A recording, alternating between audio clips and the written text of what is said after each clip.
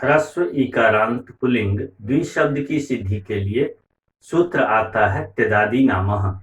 सूत्र कहता है एषा मकारो विभक्तौ। त्यदादि गणपठित शब्दों को अकार हो जाता है विभक्ति परे होने पर। द्विपर्यंतानाम एवेष्टि, यह त्यदादि गण पठित जो है त्य तद यद एतद इदम अदस एक द्वि, यहाँ द्वि तक ही त्यदादि गण के शब्दों को अकार करेगा। युष्मत् अस्मत् भवत किम इन शब्दों का नहीं करेगा। तो द्विशब्द है, द्विशब्द नित्य ही द्विवचनांत होता है, अतः यहाँ पर औ विभक्ति लाते हैं, द्वि औ हुआ।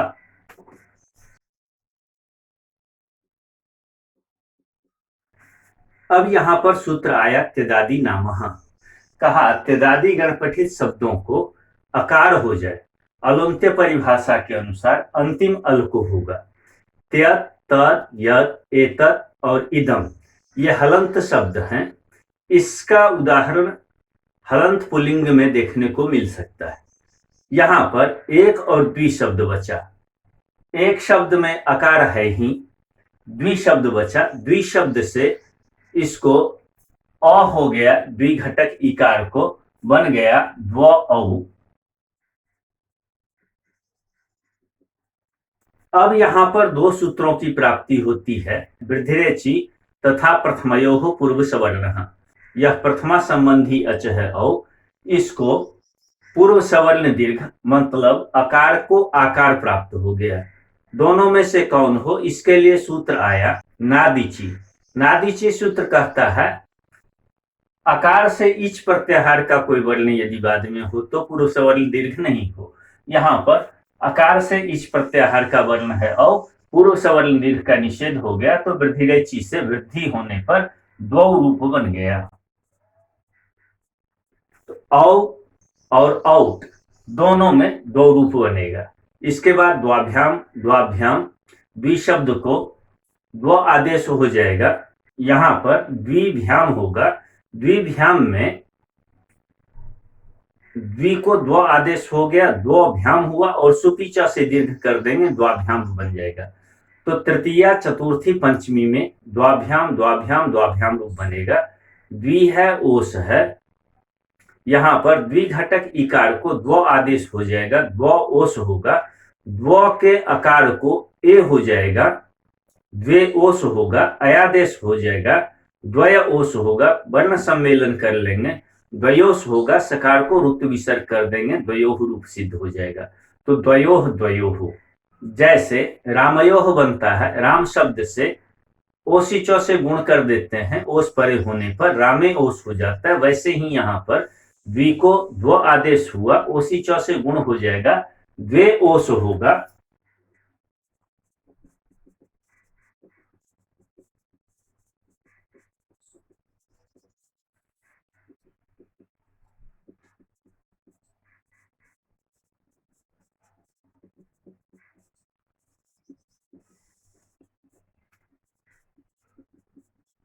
तो आपने समझ लिया, यहाँ पर द्वि ओस अकार हो गया, यहाँ पर द्व ओस, यहाँ पर ओसी चौ से गुण हो गया, द्वे ओस, अयादेश हुआ एचो एवायाव से, द्वय ओस हो गया, द्वयोस हुआ और सकार को ऋतु विसर्ग कर दिया, द्वयो। तो षष्ठी और सप्तमी में द्वयोह द्वयोह रूप बन जाएगा। तो द्वौ द्वौ द्वाभ्याम द्वाभ्याम द्वाभ्याम द्वयोह द्वयोह, ये रूप बनेंगे द्विशब्द के। ह्रस्व इकारांत पुल्लिंग शब्द के बाद अब दीर्घ इकारांत पुल्लिंग शब्द का कथन कर रहे हैं, उसकी रूप सिद्धि करने जा रहे हैं। पाति लोकमिति पपीह सूर्यः। पपी शब्द है, दीर्घ इकारांत पपी है, इसका विग्रह किए हैं पाति लोकम इति। तो जो लोक की रक्षा करते हैं उसको पपी कहते हैं, अर्थात सूर्य इसका अर्थ होता है। तो इस पपी शब्द दीर्घ इकारांत पुल्लिंग शब्द की अब रूप सिद्धि को पढ़ेंगे। यदि आपने राम शब्द की रूप सिद्धि को पढ़ी है तो बिल्कुल पपी शब्द की भी रूप सिद्धि कर लेंगे। जैसे पपी शब्द से सुविभक्ति लाएंगे, सौ को रुत विसर्ग कर दीजिए, पपी है, पप्यो, पपी है औ है। यहाँ पर केवल सामान्यतः तो यहाँ पर पपी औ है यण कर दीजिए, पप्य परस्पर वर्ण संयोग पप्यो बन जाएगा। लेकिन एक सामान्य चीज समझनी चाहिए, पपी है औ है, यह पपी के बाद जो औ है यह प्रथमा का है, तो यहाँ पूर्व सवर्ण दीर्घ प्राप्त होगा और यहाँ पर नादीची आके निषेध कर देगा, इसीलिए यण हो जाएगा। तो जब भी प्रथमा द्वितीया में पूर्व सवर्ण दीर्घ प्राप्त हो वहां नादीची याद कर लेना चाहिए। वैसे ही औट में भी होगा, तो यहाँ सभी जगह पूर्व सवर्ण दीर्घ का निषेध कर देता है, तो बन जाएगा पपीह, पप्यौ, पप्यौ। इसके बाद जस में पपी है जस है, तो ये जस में अस बचेगा, यण कर दीजिएगा, पप्या हो जाएगा स को विसर्ग करके।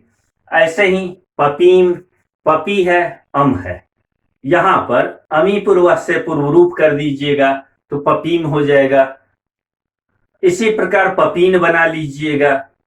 सारी प्रक्रिया यदि आपने राम शब्द की रूप सिद्धि को पढ़ ली है तो वैसे ही पपी शब्द की भी सिद्धि होती चली जाएगी, जो पहले के सूत्र हैं वही सब सूत्र लगेंगे। तो इस प्रकार से पपी शब्द की रूप सिद्धि हो जाएगी। पपीभ्यः, पपीभ्यः, जब पपी से आम रूप बनाने के लिए, आम विभक्ति परे होने पर रूप बनाने के लिए चलते हैं तो वहां कहते हैं दीर्घत्वात् नो नुट। पपी में दीर्घ इकार है, ह्रस्व नद्यापो नुट से नुट का आगम होता है, ह्रस्वांत नद्यंत और आबंत से परे करेगा। पपी का इकार न तो ह्रस्व अंत में है, न नद्यंत है, न आबंत है, इसीलिए यहां पर नुट का आगम नहीं होगा। पपी है आम है, यण कर दीजिएगा, पप्याम रूप बन जाएगा। नी में पपी शब्द है, नी है, पपी नी हुआ, नी में ई बचेगा, पपी ई हुआ, सवर्ण दीर्घ कर देंगे, पपी रूप बन जाएगा। पप्योह, पपीशु, आदेश प्रत्ययों से सकार को शकार हो जाएगा, पपीशु रूप बन जाएगा। तो पपी, पप्यो, पप्यः से लेकर के पपीशु तक रूप सिद्ध कर लीजिएगा। इसी प्रकार जैसे पपी शब्द की सिद्धि हुई उसी प्रकार वातप्रमी शब्द की भी रूप सिद्धि होगी। वह व्यह श्रेयस्यो यस्य सह बहुश्रेयसी, पुल्लिंग में करते हैं, भ्रम न हो कि बहुश्रेयसी शब्द स्त्रीलिंग का है, इसीलिए यहाँ पर वह व्यह श्रेयस्यो यस्य, यस्याह नहीं कहा, यस्य स बहुश्रेयसी, प्रथमा एक वचन में बहुश्रेयसी रूप बनता है। इसको मैं बहुश्रेयस्यो बनाने के बाद आपको बता दूंगा, समझना थोड़ा आसान होगा। पहले सूत्र लाते हैं यूस्त्र्याख्यो नदी, सूत्र आया यूस्त्र्याख्यो नदी। सूत्र कहता है ईदु दंतो नित्य स्त्रीलिंगो नदी संज्ञौ स्तः, अर्थात ईदंत उदंत नित्य स्त्रीलिंग शब्द जो है उसकी नदी संज्ञा हो। कई ऐसे ईदंत और उदंत शब्द होते हैं जो नित्य स्त्रीलिंग नहीं होते हैं, जो पहले से ही हमेशा से उस दीर्घ इकारांत शब्द स्त्रीलिंग के ही होते हैं, पुल्लिंग के रूप नहीं होते। ऐसा जो नित्य स्त्रीलिंग शब्द दीर्घ इकारांत और दीर्घ उकारांत शब्द उसकी नदी संज्ञा होती है। ये कहा यूस्त्र्याख्यो नदी।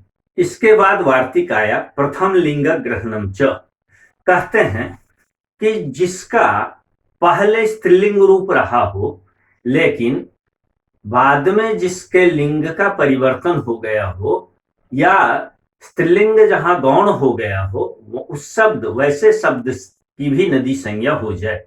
जैसे बहुश्रेयसी शब्द है,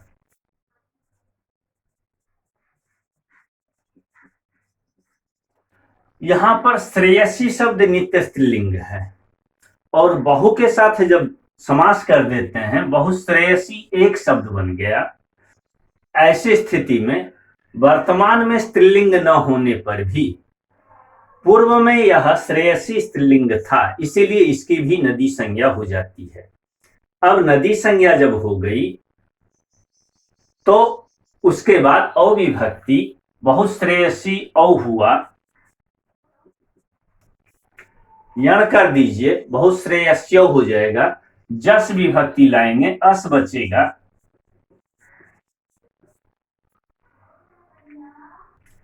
अस में भी बहुश्रेयस्यः बन जाएगा। जो यहां हमने सूत्र पढ़ा है यूस्त्र्याख्यो नदी और वार्तिक एक पढ़ा है प्रथम लिंग ग्रहणम च, इसके लिए हे बहुश्रेयसी उदाहरण देते हैं। बहुश्रेयसी शब्द है, संबोधन में सु विभक्ति लाते हैं, बहुश्रेयसी सु हुआ। अब यहां पर अम्बार्थ नद्योर ह्रस्व सूत्र आता है, कहता है अम्बा अर्थ वाले और नदी संज्ञक शब्द के अंग को ह्रस्व हो जाए। तो यह बहुश्रेयसी शब्द नदी संज्ञक है, इसके अंग को ह्रस्व होगा। अंग संज्ञा पूरे की होती है, अलोन्त परिभाषा के अनुसार अंतिम दीर्घ इकार को ह्रस्व इकार हो जाएगा। बहुश्रेयसी यह रूप बनेगा। इसके बाद सूत्र आया एंग ह्रस्वात संबुद्धे है, ह्रस्वांत से परे सुसंबंधी संबुद्धि का लोप हो जाएगा, तो सकार का लोप हो जाता है, हे बहुश्रेयसी रूप बन जाता है। तो आपने देखा नदी संज्ञा करने का फल यह हुआ कि बहुश्रेयसी न बन करके बहुश्रेयसी यह रूप बना, ह्रस्व हो गया और सकार का लोप हो गया। बहुश्रेयसी शब्द को नदी संज्ञा करने का फल आगे के 3 और सूत्रों में बताया जा रहा है। आननद्याः, आटश्च तथा ङेराम नद्याम्निभ्यः। अब एक एक करके हम लोग उदाहरण देखते हैं। आननद्याः सूत्र कहता है नद्यंता परेशान ङिताम आडागमः स्यात्। नद्यंत से परे ङित विभक्तियों में 8 का आगम हो। आप पहले ही जान चुके हैं कि ङित विभक्ति में ङे, ङसी, ङस और ङी ये चारों आते हैं, नकार की संज्ञा चारों में होती है, इसीलिए चारों ङित हैं। तो ङित विभक्ति परे होने पर नदीवाचक शब्द से परे 8 का आगम होता है। किसको होगा? जहां ङित प्रत्ययों को होगा, तो टित्वात आदि में आकर के बैठेगा 8। जैसे उदाहरण देखते हैं, बहुश्रेयसी शब्द है, इससे ङे विभक्ति लाया, ङे में ङकार की संज्ञा लोप कर दिया, बहुश्रेयसी ए हो गया। अब यहां सूत्र आया अननद्याः, नद्यंत शब्द है बहुश्रेयसी, इससे ङे का ए है, यहां पर 8 का आगम हो जाएगा, रूप बनेगा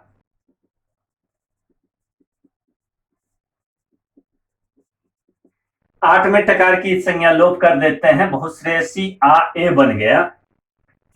अब यहां पर सूत्र आया आटश्च।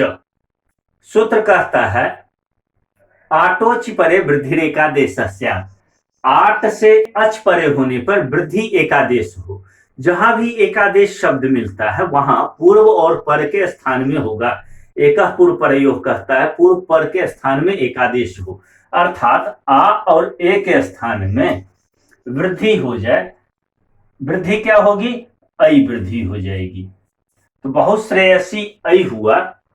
अब यहां पर इको यानाची से हम ई को य कर देते हैं, बहुश्रेयस्य ऐ होता है, परस्पर वर्ण सम्मेलन बहुश्रेयस्य बनेगा। लिख देता हूं,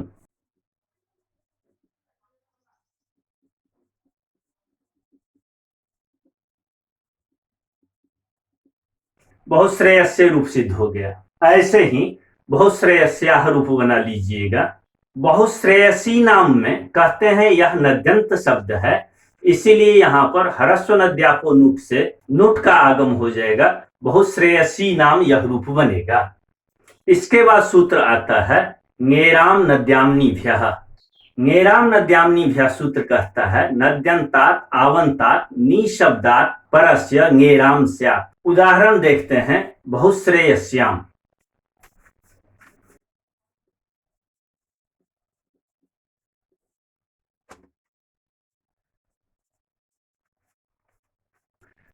अब यहां पर सूत्र आया ङेराम नद्याम्निभ्यः। नद्यंत है बहुश्रेयसी, इससे परे नी को आम आदेश कर देगा, बहुश्रेयसी आम हो जाता है।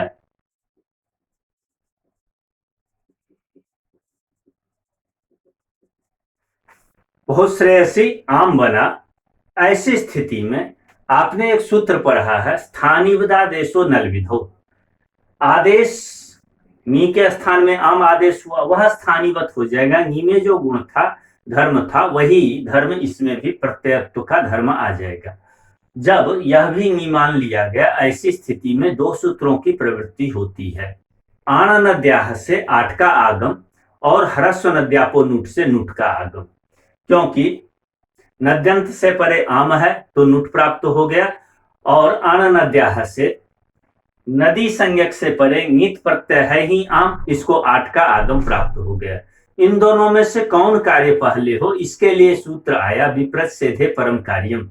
कहता है तुल्य बल विरोधे परम कार्यम स्यात्, बराबर यदि विरोध हो, तुल्य बल हो, तो बाद वाला कार्य हो। अब हमें देखना है कि आननद्याः और ह्रस्व नद्यापो नुट, इन दोनों में से बाद में कौन है। तो मैं आपको कह रहा था कि बहुत श्रेयसी आम है, ऐसी स्थिति में आननद्याः से आठ का आगम और ह्रस्व नद्यापो नुट से नुट का आगम प्राप्त हुआ।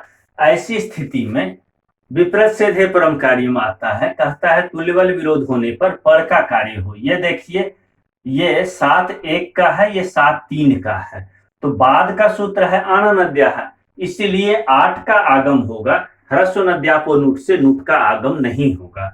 तो यहां स्थिति ये बनी, 8 का आगम हम कर लेते हैं, रूप बनता है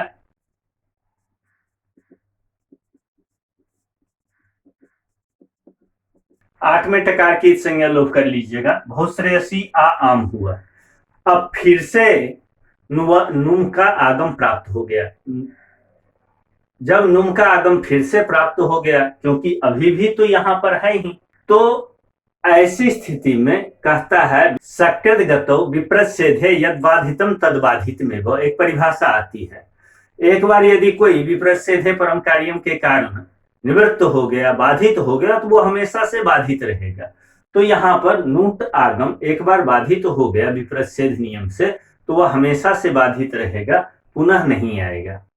अब जब वह नहीं आया तो आ और आ के बीच में आटश्च सूत्र से वृद्धि कर देते हैं, रूप बन गया बहुत श्रेयसी आम। अब यहां पर इको यणचि से यण कर देते हैं, बहुत श्रेयस्याम रूप बन जाएगा।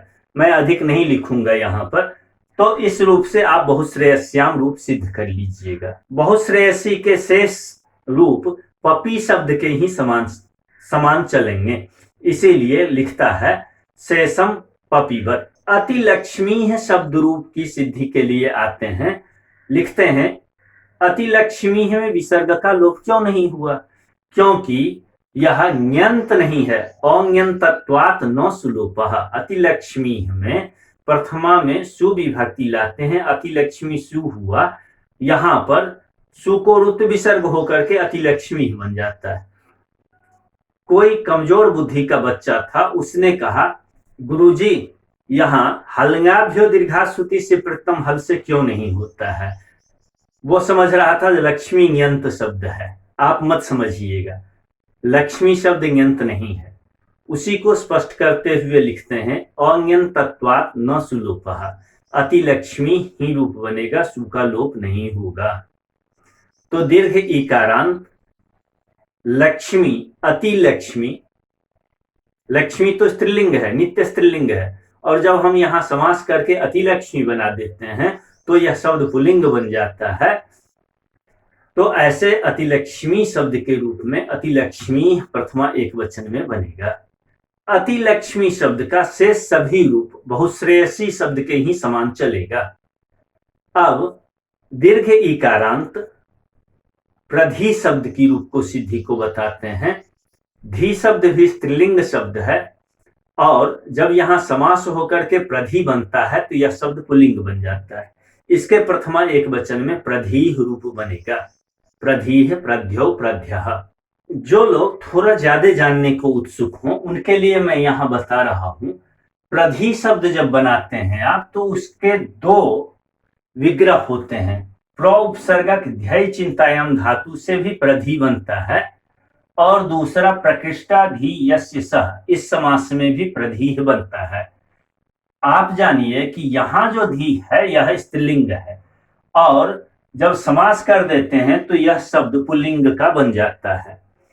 तो नित्य स्त्रीलिंग होते हुए भी जो पुल्लिंग बन गया है ऐसे की नदी संज्ञा हो जाती है, इसकी तो नदी संज्ञा बन जाएगी, और जब नदी संज्ञा हो जाएगी तो इसका बहुत श्रेयसी शब्द जैसे रूप चलेगा। लेकिन प्र उपसर्गक ध्याय चिंतायाम धातु से ध्यायते संप्रसारणम च, इस वार्तिक से संप्रसारण इसका हो जाता है प्रधि बन जाता है, ऐसे में यह नित्य स्त्रीलिंग तो है नहीं, इसकी नदी संज्ञा नहीं होगी। यह प्रधि शब्द बहुश्रेयसी शब्द के समान नहीं चलेगा। प्रधि शब्द के बारे में हम आगामी वीडियो में पढ़ेंगे। आज बस इतना ही।